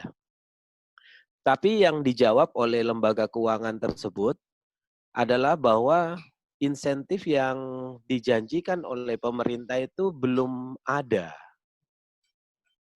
Dan kalau kalau UKM ini meminta pengunduran atau dispensasi lah atau apalah terkait dengan pembayaran kreditnya, ya dia akan menanggung biaya yang lebih besar. Karena memang kreditnya bisa diundurkan, tetapi selama pengunduran itu tetap akan dikenakan bunga. Jadi bunganya tidak berkurang, malah bertambah, Pak. Kalau dari sisi waktu ya, kalau kita bisa melihat seperti itu. Sehingga sebenarnya yang menjadi pertanyaan di dalam hal ini, karena ini kan persoalannya adalah seringkali ada gap ya, Pak, antara apa yang diputuskan oleh pemerintah dengan praktek yang terjadi di lapangan. Pemerintah sudah menyalurkan menurut peraturan dan sebagainya menyalurkan banyak stimulus, tetapi rakyat tidak bisa merasakan begitu, Pak. Oleh sebab itu yang ingin saya tanyakan sebenarnya kalau ada kasus-kasus seperti ini, kemana ya UKM itu bisa menanyakan untuk stimulus-stimulus seperti ini? Dan yang berikutnya adalah kira-kira ada nggak semacam pusat-pusat informasi atau pusat-pusat layanan yang bisa diakses oleh masyarakat sehingga tidak ada terjadi gap ya yang tadi saya katakan antara apa yang diputuskan oleh pemerintah dengan kenyataan atau praktek di lapangan begitu Pak. Itu Pak pertanyaan saya Pak. Makasih. Oke, terima kasih Mas Yefta. Ini ada Mas Vincent yang mau bertanya. Silakan Mas Vincent. Ya, terima kasih Pak Priyo. Ya. Perkenalkan saya Vincent, alumni Fakultas Hukum Satyawacana UKSW. Ya. Pak Justinus, saya mau bertanya terkait dengan penerimaan negara ya, yang tadi dikatakan bahwa bansos yang diberikan oleh pemerintah ini salah satu sumbernya adalah dari hutang. Kalau kita melihat kebijakan teks amnesti yang lalu, tercatat pada Maret 2017 itu ada penerimaan negara kurang lebih 130 triliun dengan deklarasi harta 4.800-an triliun. Kalau melihat kesuksesan teks amnesti ini, apakah dimungkinkan untuk dilakukan kembali teks amnesti untuk meningkatkan penerimaan negara? Itu saja pertanyaan saya dari Pak Justinus. Terima kasih. Oke, selanjutnya Mas Eko. Ya. Mas Petrus Eko, silakan. Ya. Terima kasih. Saya Eko, juga alumnus dari UKSW. Saya mau menanyakan berkaitan dengan realisasi atas berlakunya PMK nomor 44 tahun 2020, terutama mengenai insentif PPh PP 23. Di salah satunya itu mengatakan bahwa untuk usaha UMKM baru itu dapat mengajukan, Pak. Tapi dalam realisasinya ada beberapa yang pengajuannya itu ditolak. Yang pertama itu. Yang kedua, ini juga berkaitan dengan PMK 44, terutama penerapan di PP 23 tahun 2018, yaitu berkaitan dengan usaha yang usaha berkaitan dengan di mana penghasilannya itu tidak tetap dalam selama pandemi ini. Misalnya di bulan April, UMKM itu mendapatkan penghasilan dan itu kita UMKM sudah mendapatkan relaksasi atas PMK 44 yaitu pembebasan PP 23 selama 6 bulan. Tapi di bulan berikutnya, misalnya di bulan Mei itu tidak ada penghasilan sama sekali. Bagaimanakah penerapannya? Apakah UMKM itu tetap melaporkan dengan penghasilan 0 dan e-billing juga 0. Terima kasih. Ya, terima kasih Mas Eko. Ada lagi yang ingin bertanya, silakan. Ya, jadi sudah ada 3 pertanyaan Pak Justinus berkaitan dengan polisi yang diberikan oleh pemerintah. Jadi pertanyaan yang pertama sebenarnya yang disampaikan oleh Pak Yefta berkaitan tadi ya antara polisi dan implementasi. Ini mungkin sama juga dengan apa yang disampaikan oleh Mas Eko di pertanyaan yang pertama. Kemudian yang kedua tadi dari Mas Vincent berkaitan dengan penerimaan pemerintah terkait dengan bantuan sosial begitu. Kemudian yang terakhir tadi untuk usaha yang katakanlah berfluktuasi dalam hal pendapatan. Nah, hari ini dapat, besok tidak, bulan ini dapat, besok tidak, begitu. Bagaimana implementasi PMK nomor 44 ini? Monggo Pak Justinus, silakan. Baik, terima kasih untuk beberapa pertanyaan yang menarik untuk didiskusikan. Yang pertama, Pak Yefta tadi. Memang betul, harus diakui, saya itu kan baru 1 bulan ini bergabung. Dan saya mengamati, meskipun saya sebenarnya sudah banyak bantu, tapi informal gitu ya. Tapi begitu saya day to day terlibat, emang negara ini rumit, Bapak Ibu. Cuman kan saya nggak mungkin bilang keluar kalau negara ini rumit gitu kan. Nanti tambah chaos nanti. Jadi harus diakui birokrasi itu memang standarnya seperti itu, tidak mudah. Bahkan untuk membuat satu perubahan saja harus rapat dengan ini, berjenjang dan lain-lain itu luar biasa. Apalagi memutuskan sesuatu yang secara isu ini strategis dan resikonya tinggi. Ini yang menjadi tantangan kita sebenarnya. Dalam situasi seperti ini, kita memang diuji untuk bisa berpikir cepat dan berani mengambil resiko. Ini yang saya rasa diambil oleh Bu Sri Mulyani ya, saat ini dengan ya mengambil peran lebih banyak dalam pemulihan ekonomi ini. Karena mau tidak mau ini butuh prinsip yang kuat memang. Nah, kita jangan sampai mengulangi sejarah ya. Nah, tadi Pak Yifta betul. Belum efektif beberapa itu memang. Misalnya, POJK 11 yang melakukan relaksasi kredit itu. Sudah ada petunjuknya, Pak. Sudah ada petunjuk untuk bank, non-bank, siapa saja sudah ada. Tapi ternyata di lapangan kan B2B jadinya. Ada yang tidak ngikut. Lembaga pembiayaan ada yang tidak ngikut dan sebagainya. Ini jadi kendala.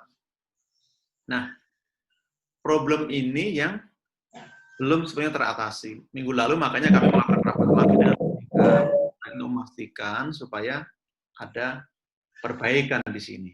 Ini yang perlu bantuan memang.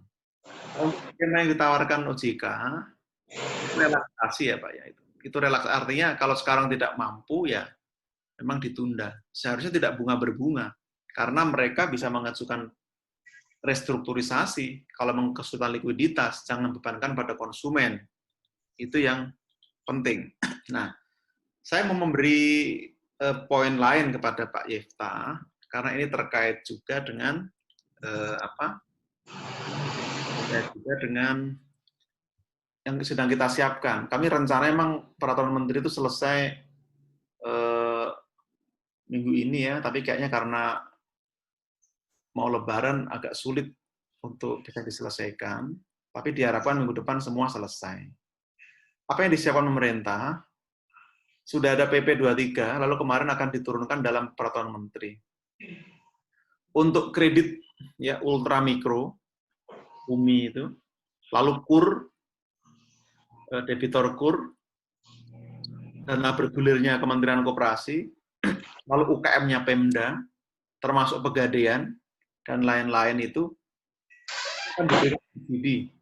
Kalau awalnya itu kan subsidi bunga 6% 3 bulan pertama, lalu 3% 3 bulan kedua. Nah, kalau ini benar ini Pak Yifta ya, ini subsidi bunga. Pak Jokowi minta subsidinya full, jangan separuh. Nah, kita hitung ulang ini. Yang tadinya mungkin hanya habis berapa triliun, jadi 2 kali lipat berarti kan. Nah, harus dicarikan lagi posnya ini, tapi tetap kita lakukan. Nah, ini sedang dilakukan. Lalu PP 23 2020, ini agak rancu juga. Tadi saya dengerin PP 23, itu yang UKM ya.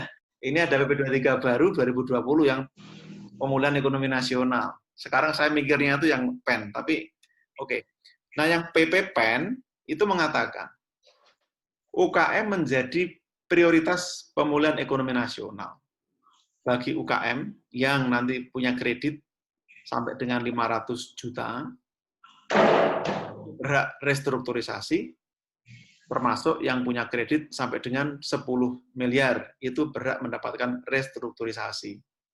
Harapannya ini bisa menolong ya bagi para pelaku supaya tidak terlalu berat. Lalu selain itu ada channeling dana, tadi penjaminan kredit. Susah cari modal, harus keluar dari tempat usaha, maka diberi relaksasi. Kita boleh pinjam ke perbankan dengan jaminan pemerintah sehingga tidak perlu agunan dan sebagainya. Itu yang sedang dirancang. Peraturan menteri seharusnya bisa terbit minggu-minggu depan, Pak, mudah-mudahan. Ini mikirin skemanya memang rumit ya. Saya juga ngikuti rapat dengan BI, OJK, LPS, memang tidak mudah. Cuman satu kok problemnya. Tidak ada yang berani ngambil resiko sebenarnya, Pak. Jadi itu tantangan kita sebenarnya. Padahal sudah ada Perpu pasal 27, tanya Pak Umbu itu, sudah bunyinya kayak begitu. Ibu-ibu pada nggak berani, Pak. Bagaimana kalau nggak ada pasal itu? Negara ini nggak akan kemana-mana. Semua udah lempar-lempar, yang penting saya selamat aja gitu. Nah ini Bu Sri Mulyani akhirnya mau ngambil peran itu, nggak mau. Ini demi rakyat, kalaupun ada resiko di kita tanggung. Yang penting governance-nya kita pastikan baik, nggak ada moral hazard. Itu yang dipesan. Lalu untuk itu nanti detailnya mungkin sambil nunggu peraturan menteri ya Pak ya, mudah-mudahan Ya, cepat. ya. Semua saya beri contoh. Ini targetnya itu sebenarnya cepat ya. Kami sudah mengalokasikan 75T, yang 15T itu untuk insentif tenaga medis selama COVID, Bapak Ibu ya. Ya. Apa yang terjadi? Ini saya bukan jelek-jelekin ya. Tapi Kemenkes butuh waktu sebulan untuk nerbitin SK Menteri yang mengatur tata cara pemberian insentif. Anda bayangkan, tinggal bikin aturan pelaksanaan, bukan nyari duit, bukan nyediain duit. Sebulan. Dan sampai sekarang banyak yang belum dibayar. Rumah sakit COVID juga lambat menerima klaim. Uang sudah ada. Kami sudah deliver. Belum juga dibayarkan. Ini yang membuat kami bingung terus terang. Tapi oke lah, kita harus optimis. Ini sebenarnya karena hati-hati tadi Pak sebenarnya. Ya, Takut salah, seperti itu. Nah ini yang harus didorong. Birokrasi kalau di backup dia berani. Lalu Pak Vincent terkait dengan tax amnesty. Memang ada wacana yang cukup kencang lagi ya soal itu. Kenapa belum dipertimbangkan? Rasanya memang kita nggak mau ini aja, kita nggak mau gambling saja Pak sebenarnya.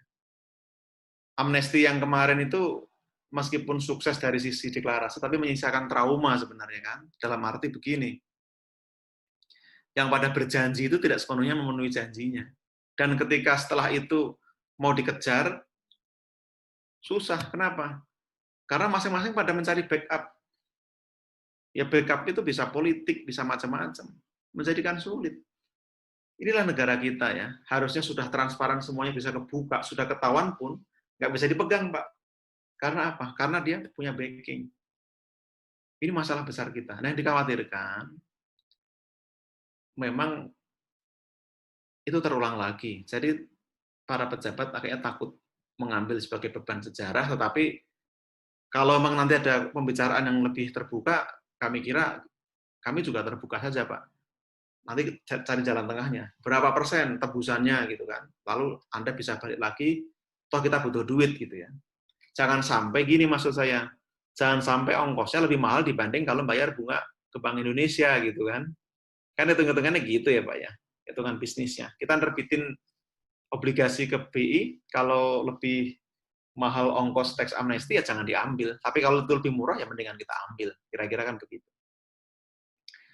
Lalu Pak Eko tadi terkait dengan PP 23, ya seharusnya PMK 44 itu dibuat dengan paradigma yang mudah ya.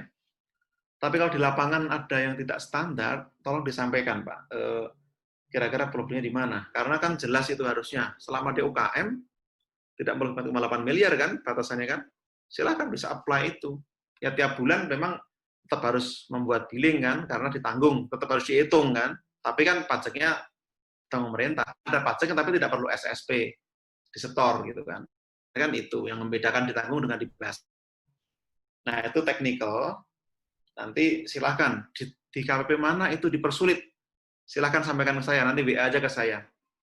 Kemarin ada juga di Sukoharjo atau di mana yang, kok susah berhubungan, saya bantu komunikasi. Silahkan, nanti saya telepon kepala kantornya, biar mudah. Ini rakyat sudah susah, jangan direpotkan administrasi, semua dibikin mudah saja sebenarnya. Tapi kalau petugas pajak emang hati-hati dalam rangka menjaga governance, oke, nggak apa-apa. Tapi jangan mempersulit. Nanti sampaikan aja Pak, kendalanya apa. Bisa di WA ke saya pasti bantu. Begitu Pak Bria ya. Terima kasih Pak Justinus untuk respon dari pertanyaan teman-teman semua. Gitu. Kita masih punya waktu teman-teman. Silakan kalau misalkan ada teman-teman yang ingin menanyakan lagi berkaitan dengan apa yang disampaikan oleh Pak Justinus terkait dengan kebijakan yang dikeluarkan oleh pemerintah terkait dengan perpajakan ini. Silakan, kita masih punya banyak waktu. Gitu. Monggo. Dan kalau saya sendiri berpikir bagaimana Pak ini nanti kalau kemudahan-kemudahan yang diberikan oleh pemerintah ini, bagaimana caranya pemerintah untuk mengatasi moral hazardnya itu. Apalagi ya bantuan-bantuan yang bisa sifatnya sangat teknis, sangat cair begitu, itu biasanya akan menimbulkan kemungkinan moral hazardnya akan sangat tinggi. Nah, Pak, bagaimana upaya pemerintah untuk ini? Tadi mungkin apa yang disampaikan oleh Mas Eko berkaitan dengan itu, artinya kan biasa saja KPP melihat dalam konteks governor-nya, dalam konteks untuk mencegah kemungkinan-kemungkinan yang semacam itu. Nah, upaya apa Pak yang konkret apa yang dilakukan oleh pemerintah dalam rangka untuk mengatasi persoalan itu? Karena ini kan dari hal kecil saja sudah banyak terjadi ya Pak ya. Ini misalnya pemberian bansos dan lain sebagainya itu kan banyak sekali problemnya. Artinya di situ bisa jadi muncul juga moral hazard ketika kita berbicara tentang kemudahan-kemudahan yang diberikan oleh pemerintah itu sendiri. Bagaimana Pak Justinus terkait dengan hal ini? Ya, ini menarik Pak Priyo. Saya mau memulai dari desain Perpu terhadap hal ini. Kenapa Perpu mendesain hal yang berbeda dengan kebijakan sebelumnya? Kalau Anda ingat BLBI, itu dulu kan BI bisa menginjeksi likuiditas langsung ke bank. Baru setelah itu jadikan beban pemerintah. Nah, ini kebalikannya. Supaya governance-nya bagus sejak awal, maka semua biaya untuk penanganan COVID dan pemulihan ekonomi itu masuk dalam APBN sebagai belanja negara. Nah, ketika masuk belanja negara, termasuk yang fiskal itu, PPH masuk stimulus, dia masuk APBN sebagai belanja. Kalau masuk belanja, berarti dia akan masuk dalam laporan keuangan pemerintah pusat. Dia akan diaudit oleh BPK. Kalau dari BPK, ada dua kemungkinannya. Kalau soal administrasi, ada maladministrasi, dia ada punishment-nya juga, termasuk pengembalian. Kalau dia pidana, dia akan tipikor. Itu skenario-nya. Lalu karena dia masuk APBN, maka harus dipertanggungjawabkan ke dalam Undang-Undang APBN. Dia harus dipertanggungjawabkan ke DPR. Itu cara untuk menjamin governance-nya. Lalu cara lain seperti apa? Cara lainnya adalah penyelesaian krisis ini, penanganan krisis ini dilakukan secara kolegial, kolektif. Maka pakai forum KSSK, Menteri Keuangan bersama Gubernur BI, Ketua OJK, dan Ketua LPS. Lalu dalam PEN di PP 23 lebih luas lagi, selain KSSK, juga ada Menko Maritim Invest, Menko Perekonomian, lalu Presiden, dan sidang kabinet. Dan tidak hanya itu, sejak awal dalam PP disebutkan untuk mengatasi problem moral hazard dan meningkatkan pengawasan, maka BPKP dan APH dilibatkan sejak awal. Itu desainnya. Nah, ini kan harus diterjemahkan desain ini tentu dalam tataran praktis seperti problem yang di KPP itu. Yang dihadapi di KPP itu adalah problem teman-teman karena mungkin belum ada guidance yang jelas. Sehingga masing-masing membuat rambu-rambu buat dia, bukan buat orang lain, maka mempersulit. Nah, ini yang nanti harus dicek. Sejauh ini sudah dibuatkan pedoman-pedoman, seperti kemarin PMK 44 terbit, lalu diikuti dengan semacam edaran gitu ya. Nah, harusnya begitu terus Pak, untuk menjamin itu. Apalagi di pajak ini kan sekarang WFH ya, yang tidak memungkinkan untuk kontak fisik, maka itu pun juga harus diatasi. Kemarin ada masalah di Jawa Tengah juga, ada wajib pajak mengajukan SKB, email, nggak dicek emailnya oleh tugas pajak, sudah lewat dari seminggu. Itu kalau menurut aturan harus dikabulkan demi hukum sebenarnya. Nah, seperti ini terjadi. Jadi memang itu yang coba dilakukan, tapi secara teknis nanti kita cek apakah ada kebijakan dirjen atau kebijakan kanwil atau kepala kantor. Kalau belum, harusnya itu jadi PR. Kalau tidak ada, khawatirnya memang dibuat untuk membentengi saya sendiri, bukan membentengi wajib pajak. Sehingga paradigmanya memang jadi mempersulit. Gitu kira-kira Pak Priyo ya. Ya, terima kasih Mas Justinus. Jadi memang saya berpikir tentang itu, artinya kemungkinan kelonggaran itu pasti akan menimbulkan peluang ya. Kalau peluang yang bagus tidak ada masalah, tapi peluang terjadinya moral hazard. Ini ada satu pertanyaan lagi, Mas Kristiono yang akan menyampaikan pertanyaan. Silakan Mas Kristiono. Selamat siang Pak, mohon maaf kameranya gagal. Oke, izin bertanya kepada Pak Justinus. Dengan sudah diprediksinya shortfall penerimaan pajak, apakah pemerintah akan... Mas Kristiono? Ya. Mahasiswa atau apa? Gitu? Izin Pak, saya PNS di DJP Pak, di KPP Pratama Salatiga. Oke, monggo. Oke. izin menyampaikan, dengan diprediksinya shortfall penerimaan pajak, apakah pemerintah akan merevisi target penerimaan pajak yang merupakan sumber penerimaan APBN, dan sedangkan kebutuhan pengeluaran belanja tetap, sementara kan seperti kita tahu bahwa penerimaan pajak merupakan sumber utama dari penerimaan, seperti itu. Kemudian tadi kan sudah disebutkan bahwa salah satu langkah untuk menghadapi pengeluaran yang ekstra itu adalah dengan efisiensi anggaran.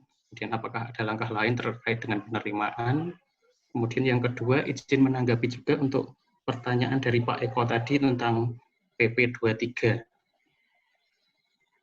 Memang di kami kemarin memang sempat beberapa permohonan wajib pajak ditolak itu karena secara sistem kami belum siap.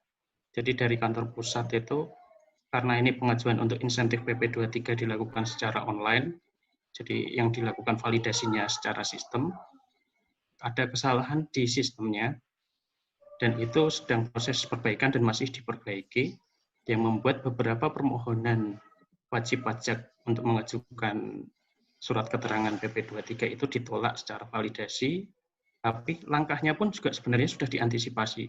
Apabila memang wajib pajak berhak untuk memanfaatkan surat keterangan PP 23 tersebut, wajib pajak bisa menghubungi AR, account representatifnya, untuk dibuatkan penelitian apakah memang wajib pajak tersebut berhak atau tidak. Seperti itu. Jadi seperti yang dijelaskan oleh Pak Justinus tadi, secara aturan memang UMKM berhak, tapi memang kemarin ada kendala di sistem karena peraturan ini memang cepat dan pelaksanaannya cepat, ada ketidaksiapan di sistem tersebut. Dan untuk billingnya tadi, memang apabila tidak ada transaksi atau penghasilan, wajib pajak sebenarnya tidak membuat billing kalau untuk transaksi sendiri. Jadi wajib pajak cukup membuat laporan realisasi saja sebesar penghasilannya. Kalau penghasilannya memang nol, ya berarti pajak yang ditanggung pemerintah fasilitasnya nol, seperti itu. Terima kasih, Pak. Oke, Mas Kristiono. Terima kasih, Mas Kristiono. Kemudian satu lagi ya, Mbak Rudangta Arianti. Silakan, Mbak Rudangta. Ya, Mbak Rudangta. Ini ada Mbak Rudangta Arianti. Silakan, ini tadi mau bertanya. Halo? Dia sudah hidupkan speaker tapi kok belum bicara. Iya. Speakernya diaktifkan, Mbak Rudangta. Halo? Ya, silakan. Halo? Oke, sambil menunggu Pak. Tunggu saya aja bisa kalau nggak ada. Oh ya, silakan Pak Umbu. Jangan lama-lama ya. Kalau nggak ada. Kalau nggak ada nanti ya. Kalau lama nanti pembicaraan personal saya sama Pak Justinus ya. Saya tanya benaran. Yang pertama Mas Justinus, terima kasih. Ada 3 aja. 1, rupanya pengawasan terhadap tahap implementasi itu menjadi sangat penting atas setiap insentif kebijakan, terutama di bidang perpajakan. Saya kira niat dalam merumuskan kebijakan yang dilakukan oleh Kementerian Keuangan sudah baik. Cuma masalahnya tadi yang dikatakan Pak Yepto, di lapangan ada soal pengawasan. Itu 1. Nah, yang kedua, ini tadi kan kebanyakan pajak pusat, ya, ada PPH, PPN, kemudian PPNBM. Nah, ini soal pajak daerah ini Pak Justinus. Di daerah itu kan lebih banyak jenis pajaknya, walaupun uangnya lebih sedikit, kan gitu.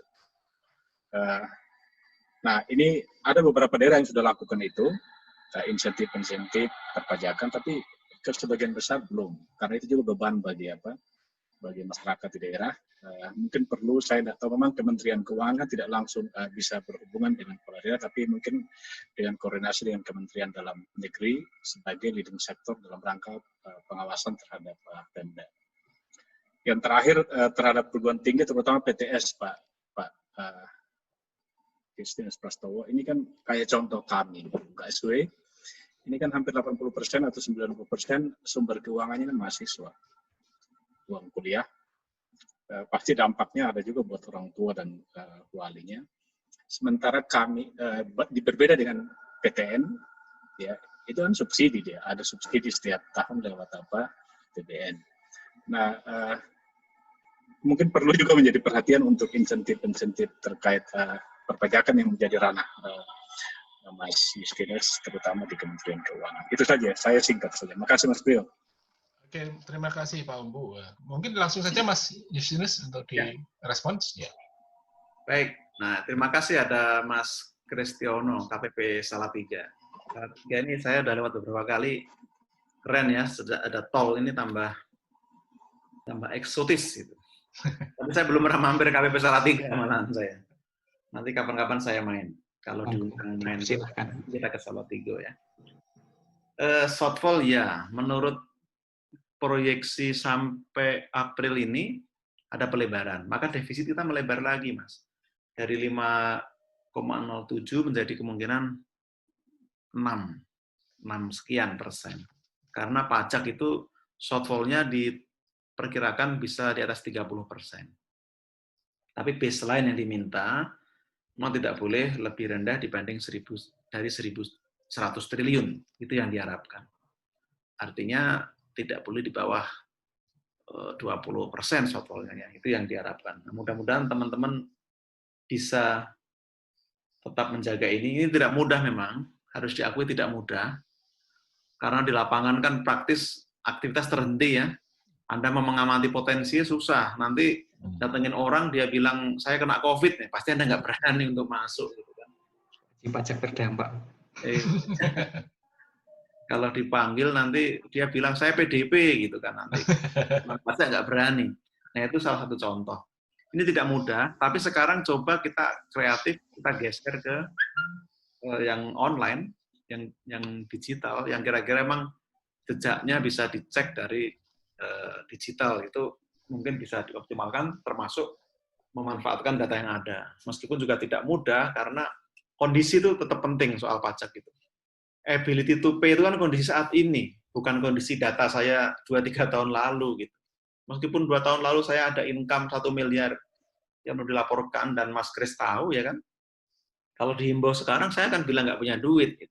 Dan Anda nggak bisa leluasa untuk follow up ini problem. Maka fokus kita sekarang adalah ya udah, kita penghematan anggaran harus dilakukan terus. Ini pusat juga tahap berikutnya akan pemangkasan lagi. Itu mau tidak mau. Kalau nggak mau daerah dipaksa dari pusat, dipangkas, TKDD dipangkas.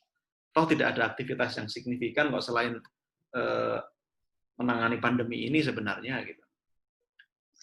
Itu terus berjalan, ini nyambung dengan pajak daerah tadi.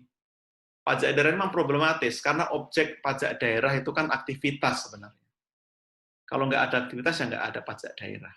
Restoran, hotel, hiburan, semua aktivitas. Jadi daerah betul-betul sekarang hanya mengandalkan penerimaan pusat, DAU, DAK, dana desa. Nggak ada lagi yang lain. Turun jauh. DKI itu 90 triliun ya, volume APBD-nya. Proyeksi mereka berapa? Hanya 47 triliun. Jadi turun 43 triliun. Hampir separuh. Ini nggak mudah. Pajak restoran yang mereka bisa dapat mungkin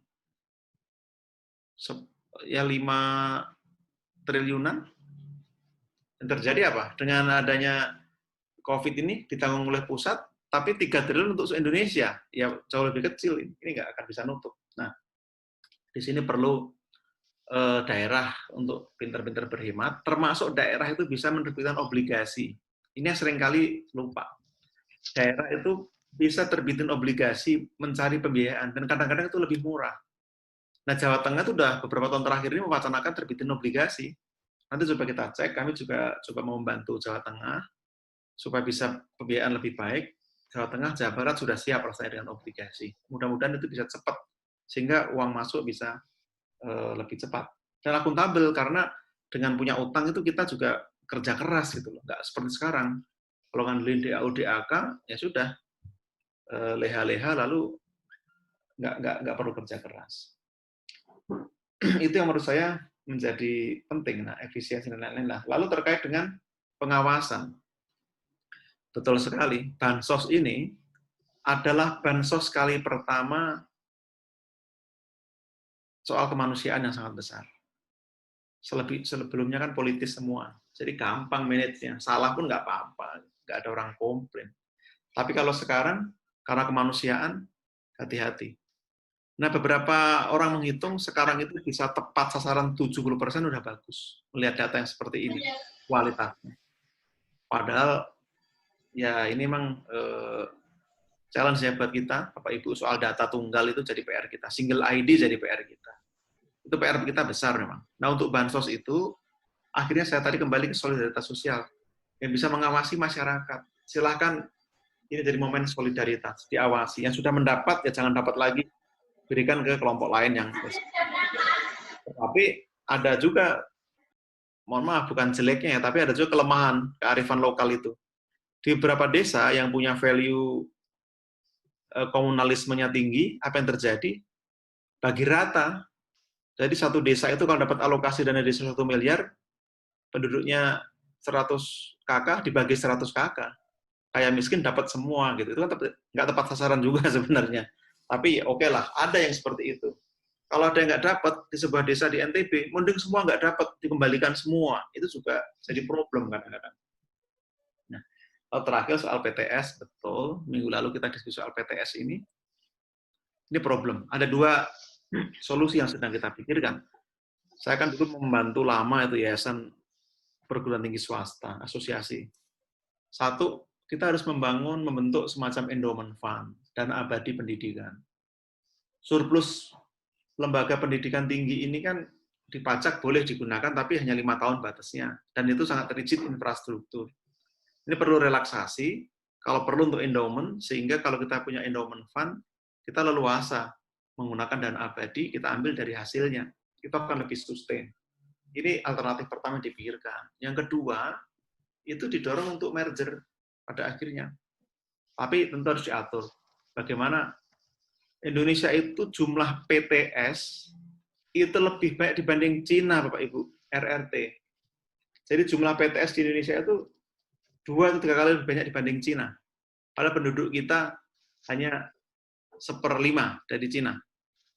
Nah, itu kan kesempatan untuk merger. Yang punya brand bisa merger dengan yang punya gedung, yang punya akses dan sebagainya. Nah, bagaimana ini didorong Kemendikbud untuk melakukan ini, kami dari Kemenkeu siap untuk membuatkan skema insentifnya nanti. Sehingga akan bisa win-win buat para pelaku usaha. Nah, jangka pendek, apa bisa dilakukan?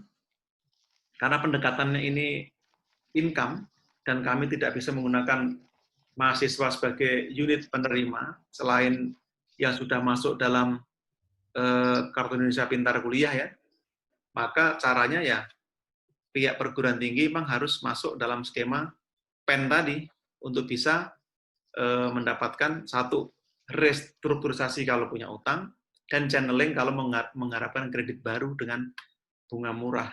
Itu yang menurut saya bisa dilakukan dalam jangka pendek ini, selain skema-skema tadi. Itu saya kira Pak Priyo. Terima kasih. Ya, terima kasih Pak Justinus yang sudah memberikan jawaban begitu lugas. Jadi teman-teman semua, saya kira apa yang didiskusikan bersama-sama itu sangat menarik ya. Jadi dampak dari pandemi ini memang sangat-sangat berbeda dengan apa yang terjadi pada tahun 98. 98 mungkin teman-teman yang ada di sini ada yang belum lahir begitu ya. Jadi 98 saya kira ini berbeda, karena hampir semua aspek, gitu, apalagi UMKM hampir semua terdampak karena adanya pandemi ini. Jadi pemerintah harus berpikir strategis bagaimana mengatasi persoalan ini, bagaimana di sisi lain pemerintah juga harus berpikir strategis bagaimana caranya menghidupkan kembali ekonomi yang saat ini boleh katakanlah mati suri ya. Jadi kita melihat dalam banyak sisi memang banyak usaha-usaha yang tutup begitu. Jadi kalau misalkan tadi ada pemberian bantuan sosial dan lain sebagainya, saya kira persoalannya bukan pada data yang sekarang di single data tadi Pak. Mungkin karena kemarin saya sempat berdiskusi dengan teman begitu. Kalau pemberian dana bantuan sosial itu kita tidak bisa menggunakan data miskin atau tidak miskin yang sekarang dipunyai misalnya taruhlah oleh BPS. Kenapa begitu? Karena sekarang yang terdampak itu bisa jadi yang tadinya tidak miskin dia terdampak gitu. Artinya harus dimulai dari bawah, bagaimana caranya supaya data ini betul-betul mengena sehingga setiap yang mendapatkan adalah yang betul-betul terdampak dari COVID ini, dan istilahnya mereka sedang berupaya untuk melepaskan diri dari dampak ini gitu. Kemudian dari polisi dari pemerintah, saya kira stimulus yang diberikan oleh pemerintah, stimulus fiskal itu ya menjadi menarik karena memang bagaimana caranya pelaku bisnis khususnya bisa mengoptimalkan apa yang diberikan oleh pemerintah ini. Juga tadi koordinasi dengan pemerintah daerah sempat pas begitu ya. Jadi Pak Umbus tadi sudah mengeluarkan satu pancingan yang bagus, saya kira. Ya, pemerintah daerah juga sekarang ya ternyata pajaknya mandek semua Pak ya, hampir semua mandek begitu, dan andalannya hanya DAU gitu. Oke. Jadi itu teman-teman semua, jadi kita melihat bahwasanya memang dampaknya sangat meluas gitu, dari pada semua aspek. Mungkin sebelum kita akhiri ada kata penutup dari Pak Justinus untuk karena ini waktunya sudah habis Pak. Ya. Baik, terima kasih sekali lagi, terima kasih Pak Priyo, Pak Umbu dan teman-teman sekalian. Ini suatu forum yang luar biasa, sebuah kehormatan bagi saya untuk berdiskusi, sharing, dan saya juga mendapat banyak feedback, banyak masukan, aspirasi. Nanti coba kami diskusikan lebih lanjut. Selanjutnya, kami mohon dukungan. Tidak mungkin pemerintah ini bisa berjalan sendirian, pasti perlu dukungan publik. Dan kami juga mohon maaf apabila pelayanan pemerintah selama ini juga belum memuaskan karena banyak kendala, tapi percayalah kami ingin bekerja keras memastikan semuanya bisa berjalan dengan baik. Hal yang terakhir, mudah-mudahan ini jadi awal komunikasi, hubungan yang baik. Saya berjanji nanti kalau sudah normal akan main ke KSW ya, sekaligus ke KPP Salatiga, tadi tempatnya Mas Kris, supaya kita bisa menikmati. Karena selama ini hanya mampir rest area kalau di Salatiga itu.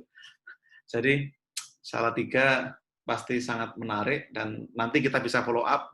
Kalau UKSW punya usulan atau agenda atau kegiatan yang bisa nanti diserahkan dengan Kementerian Keuangan atau Ditjen Pajak, silahkan itu disampaikan. Saya kira akan bagus. Apakah menghidupkan tax center atau membuat semacam ulah umum atau kerjasama pemberdayaan UKM dan lain-lain, kami siap membantu, tentu dengan unit-unit vertikal yang ada di sekitar sana. Mudah-mudahan semuanya sehat, dan sekali lagi terima kasih. Sekian dari saya, dan saya kembalikan ke Pak Priyo. Ya, terima kasih Mas Justinus. Jadi kami juga dari Kordeh mengucapkan terima kasih untuk kesempatan Mas Justinus memberikan waktu yang sangat berharga untuk berbagi tentang kebijakan pemerintah terkait dengan dampak pandemi ini sendiri. Jadi saya tidak akan menyimpulkan. Jadi apa yang tadi disampaikan Pak Justinus saya kira sudah bagus sekali ya, memberikan insight pada kita semua terkait apa sih kebijakan strategis apa yang sekarang diberikan oleh pemerintah, bagaimana implementasinya. Kemudian tadi dari diskusi juga kita bisa melihat begitu masih ada persoalan memang, tetapi kita yakin sepenuhnya bahwa persoalan ini pasti akan bisa teratasi sepenuhnya begitu. Saya kira itu dari saya. Waktu saya kembalikan ke Pak U. Ya, Mas Priyo, ini sebelum berakhir ini media akan mendokumentasikan, mungkin bisa dihidupkan semua video dari teman-teman peserta. Iya, iya. Silakan teman-teman, videonya dinyalakan begitu. Tolong para peserta menyalakan videonya. Ya, teman-teman semua, silakan videonya nyalakan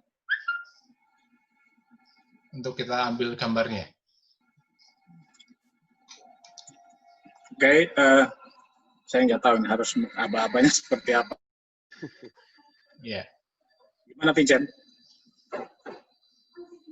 Ya, Pak. Oke. Kita ambil gambar ya. 1, 2, 3. Oke.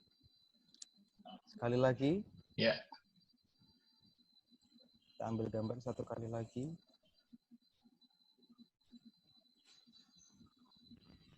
Oke, pause 1, 2, 3. Oke, terima kasih. Ya, terima kasih Mas Vincent. Waktu saya serahkan ke Pak Umbu, silakan memberikan penutup dan sekaligus kita tutup dalam doa. Silakan Pak Umbu. Ya, Mas Priyo, Mas Yunus, terima kasih banyak atas sharing keilmuan maupun praktek yang sudah dijalani di lingkungan keuangan. Kami dari Kordep sekali lagi terima kasih atas kesempatannya. Moga-moga Mas Justinus tadi sudah memberi peluang untuk kita kerjasama lebih lanjut di waktu-waktu yang akan datang. Di Fakultas Ekonomi itu ada tax center, Mas Justinus, Mas Towo. Ini yang punya Fakultas Ekonomi itu Mas Priyo tidak bicara itu. Jadi beliau itu saya lupa ya Pak Justinus. Ya jadi kebetulan saya terlibat di tax center gitu. Jadi mereka nanti mungkin kita bisa bekerja sama terkait dengan poin Mas Justinus ya. Nanti kita akan memberikan saran kalau terkaitan dengan kebijakan perpajakan yang dilakukan oleh pemerintah. Ya, itu saja. Ya, silakan.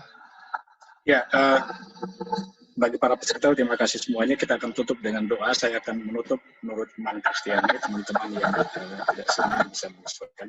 Kita berdoa. Terima kasih ya Tuhan atas penyertaan-Mu dalam seluruh rangkaian acara kuliah umum yang sudah kami lakukan sejak jam 9.30 sampai sekarang. Kami berterima kasih buat Pak Justinus yang sudah membagikan pengetahuan maupun praktek-praktek kebijakan yang sudah dilakukan di negara ini. Kami berharap kami peroleh berbagai penambahan wawasan kami dan juga kami boleh membantu pemerintah untuk menangani setiap bencana non alam yang terjadi di negara Indonesia. Kami berdoa juga buat semua peserta, Tuhan menyertai kami semuanya, biar kami semua berada dalam keadaan sehat walafiat. Terima kasih ya Tuhan, dalam Kristus kami berdoa dan mengucap syukur. Amin. Saya kira itu kita bisa tutup acara ini. Ya. Terima kasih. Terima kasih Pak. Terima kasih Buat semua teman-teman. Ya, selamat siang. Selamat siang semuanya. Selamat siang.